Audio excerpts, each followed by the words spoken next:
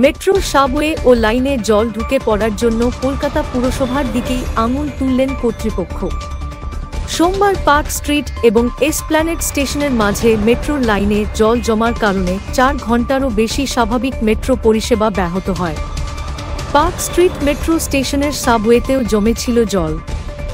সোমবার সন্ধ্যায় মেট্রো কর্তৃপক্ষ জানিয়েছেন, পার্ক স্ট্রিটে সাবওয়ের মাথায় পুরসভার যে নিকাশি নালা ছিল তাতে ফাটল ধরেছে, সেই কারণে বিপত্তি।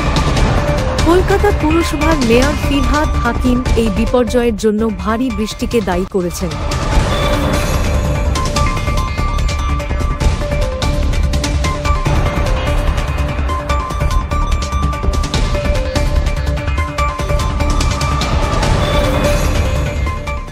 প্রতি মুহূর্তের খবরের আপডেট পেতে আমাদের চ্যানেলটি সাবস্ক্রাইব করুন ও বেল আইকনে প্রেস করুন। লাইক ও শেয়ার করতে ভুলবেন না।